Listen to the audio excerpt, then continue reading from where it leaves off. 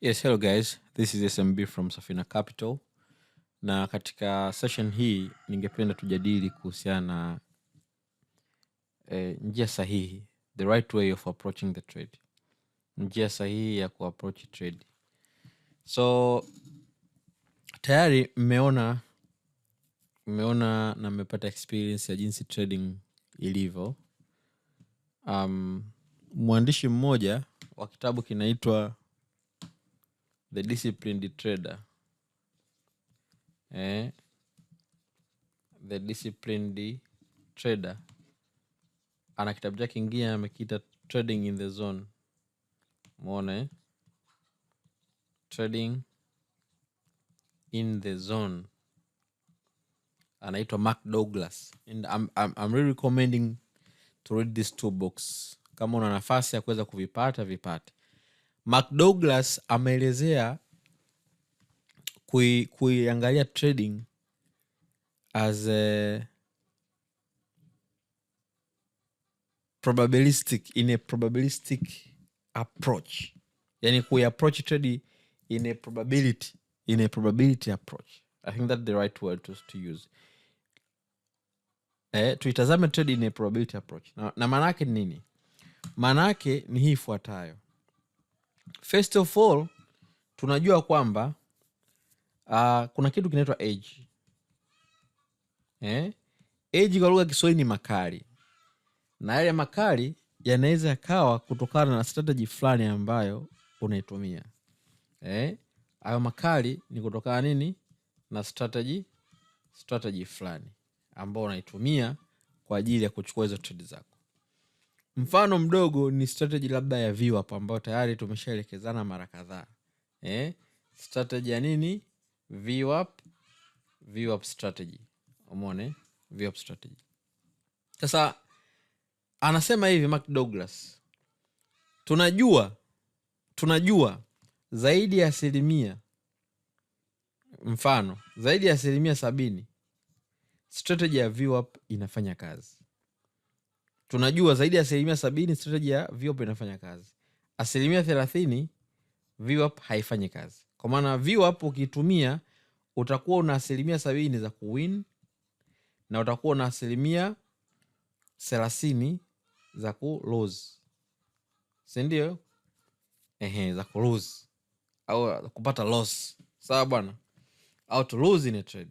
Sasa swali linakuja ni kwamba je, katika hizo 70%, katika hizo 70%,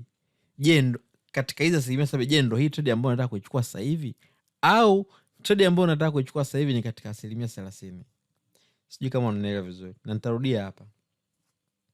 Sote tunajua kwamba let's say this is a VWAP.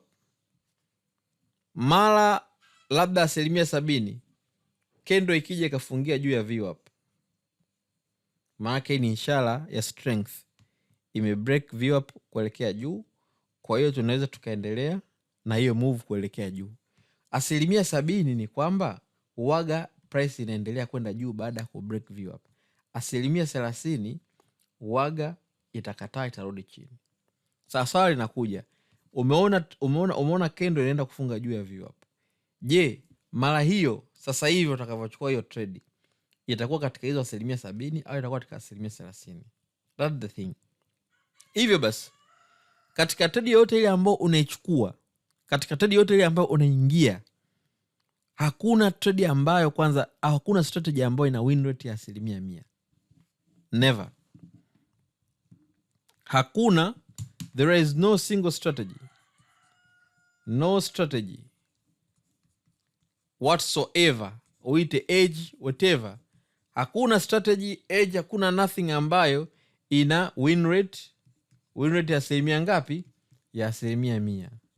Sasa kwa kuwa tunajua kwamba hakuna strategy, hakuna age ambayo ina win rate ya 100%, kila trade ambayo unaingia lazima uipe nafasi kwamba kuna 1% itaenda tofauti na vile tunavyotarajia. Na ndio maana hapo kwenye VWAP kwamba nikiingia kwenye hii trade kuna 70% inaweza ikawa win, kuna 30% inaweza ikawa ni ya kupoteza. Sasa kila trade unavyoingia lazima uilinde hiyo trade, kwa sababu unaweza ukaingia hiyo trade alafu ukakuta hiyo ndio katika zile 30%, kwa sababu hizi 70% sio lazima zifanye nini, ziwe consecutive. Manake nini? Lazima uwe mwana mathematics bwana, lazima uwe mwana mathematics. Iko hivi,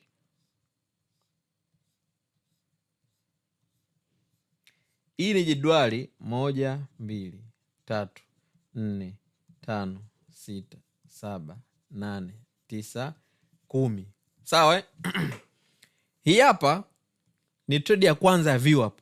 Unakuwa una mfano tunaichukulia data. Trade ya kwanza ya VWAP inaweza kawa ni win. Trade ya pili inaweza kawa loss. Ya tatu inaweza kawa win. Ya 4 win. Ya 5 win. Alafu ya 6 na 7 loss. Alafu zilizobaki ni nini? Win, win, win. Tunaona hapo kwamba trade ya pili, second, trade ya 5 na trade ya 6 zimekuwa ni trade za loss, kwamba VWAP imebreak, ukisema kwamba itaenda juu afu imekataa, imesell. Sawa Sasa kama mfululizo upo kama hivi, na hizi zinakuwa ni random, by the way, hizi results they are random. Yani unavyochukua trade hauwezi kusema kwamba hii trade ya VWAP itaenda kuwa win au itakuwa loss. The results are random distributed.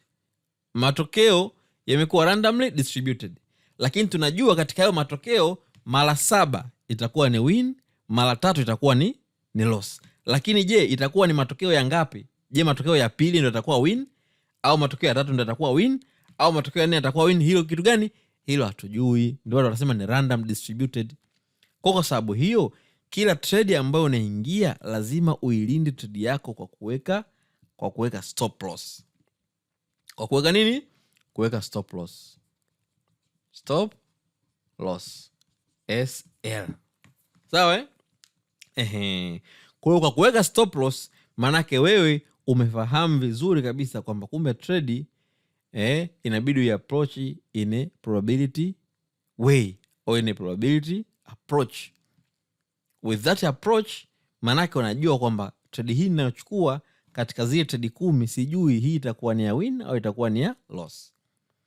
Kwa hiyo ukifanya hivyo, kitu cha kwanza utakuwa umefanikiwa kuprotect your capital.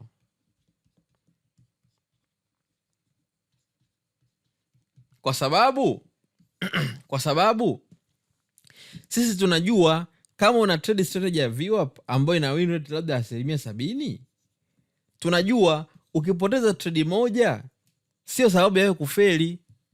Ukipoteza trade moja itakuwa ni 1 data point katika zile trade 10 zetu, lakini kuna trade ya pili inakuja, kuna trade ya 3 inakuja, kuna trade ya 4 inakuja. Kwa hiyo trade moja hautakiwi kuitumia kuhukumu, au haitakiwi kuhukumu mafanikio yako au safari yako. Trade moja haitakiwi kuhukumu safari yako ya trading. Trade moja haitakiwi kuhukumu safari yako ya trading. Maanake nini ninavyosema hivi? Maanake ni kwamba ukiingia trade moja ya VWAP mfano, ukafanya sizing, ukaingia position kubwa, very large position, alafu hiyo trade ikakataa, ukaenda kupoteza akaunti, maanake umeifanya trade moja imehukumu safari yako ya trading, wakati that is only single data point. Ndio maana mimi nikiingia, mmekuwa mkiona kuna trade zinaenda kwenye loss na nazikubali zile loss, kwa sababu that is just one data point, kwamba katika trade kadhaa nitakazochukua kuna trade kadhaa zitaenda upande wa loss, and I have accepted that. Nimelikubali hilo, sijui unanielewa, nimelikubali. Kwa hiyo kitu kibaya kabisa ambacho watu wengi wanakumbana nacho ni kutokukubali nini? Kutokukubali loss. Na ndio maana kabla ya kuingia trade ya aina yoyote ile, inabidi ujue trade hii ikikataa naenda kutoka wapi? Before entering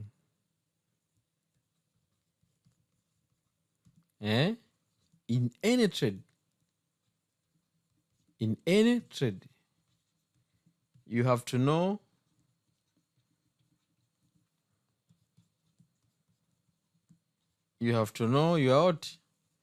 your exit point. Inabidi ujue sehemu gani ya kutoka, especially upande wa stop loss, kwamba hii trade inaingia ikitokea imekataa, sehemu gani nitakuwa nimekubali kwamba is invalidated, I will accept the loss na kuangalia fursa nyingine. Lazima kabla hujaingia trade yote lazima ujue kama ni kichwani, lakini vizuri isiwe kichwani. Yani ile stop loss uiweke pale, kwa sababu siiko option ya kuweka stop loss. Sasa stop loss haitakiwi kuwa kichwani. Stop loss inabidi uiweke pale kwenye nini? Kwenye chati yako, kwamba bwana, mimi trade hii inaingia hapa kwenye 5, ila hapa 5 nimeingia nimenunua, ikifika bei 3.5 imeshuka 3.5, mimi nitakubali hiyo loss, nitakuwa nimepoteza. Umeona, itakuwa nimepoteza. Kwa hiyo hilo ni jambo ambalo unatakiwa ulijue, na inabidi ufanye calculation na stop loss na kujua unatokea wapi kabla hujaingia trade. Kwa hiyo na wewe unachukua data zako taratibu katika trade ya labda 50 au trade 100, na especially unaangalia hiyo trade unaingia ni trade ya aina gani, yani unaingia strategy gani. Mfano, you can use this data, you can use this mathematical approach. Unaweza ukawa na strategy labda na jedwali la VWAP, una jedwali labda la engulfing, alafu na jedwali la ORB. Sawa Kila trade ukiingia unaiandikia matokeo yake. Labda VWAP, umeingia trade ya VWAP unaandikia labda win ya kwanza. Imekuja kutokea VWAP nyingine umeingia labda unaandikia win. Imekuja kutokea VWAP nyingine unaandikia loss. Mfano, unaziangalia hizi trade labda 100, alafu unakuja kuangalia, je, nilivyo trade VWAP win zilikuwa ni ngapi na loss zilikuwa ni ngapi? Utaweza kupata majibu kwamba okay, kumbe nikitumia VWAP peke yake na win labda 68% na loss 32%. Unakuwa na hizo data. Kwa hiyo ukifanya hivyo unakuwa unaingia kwenye trade bila shida. Unaingia trade, unaweka stop loss yako, lakini unajua this is just one single data point. Ikitokea hii imepatikana loss, basi nyingine lazima itaenda kwenye faida. Na nikizichukua hizi trade 10 mara 68, 68% nitakuwa nipo kwenye win, na 32% nitakuwa nipo kwenye loss. That is the one thing I want you to know about this thing. Approaching the trade in a right way. Kwa jambo la kwanza, my friend, do not enter any trade without knowing where your stop loss. Na hata kama mimi nimeingia trade unaniona, naomba uniulize. Pengine naweza nisiseme, lakini umeniona nimeingia trade, niulize, brother, hapo umeingia trade, stop loss yako iko wapi? Nitakwambia, bwana, hapo nilipoingia natarajia kutoka sehemu fulani. Hapo nilipoingia nimeingia kwa sababu fulani. This is very important. You have to have a justification. Kila trade unayoingia lazima uwe na maelezo kwa nini unaingia, what you have seen, na what is the strategy you are trading right now. Na hili nimekuwa nikilisema trade zangu zote ninazoingia, nimekuwa nasema nimeingia hii kwa sababu hapa nimeona 1 2 3. Na wewe lazima uwe na ufikie hiyo level justification. Isiyo unafanya chasing, kitu kina move bila kuwa na criteria, you just jump in. No, that is not the way to trade. That is not the right way. And if you're approaching the trade that way, my friend, you're going to spend a lot of time losing money. And you're going to come up complaining about this career and saying this is a scam, while you are scamming yourself. You are scamming yourself and not the market. You are scamming yourself kwa kutofuata sheria za trading. You are scamming yourself. The market is not the scam. People are getting money. Are getting real money, life-changing money. But they are very disciplined. So in this tutorial, if there is one thing I want you to take, ni kwamba hakikisha trade yoyote ambayo unaingia, basi unajua stop loss yake iko wapi. Where is the stop loss? Where is stop loss? That is number 1.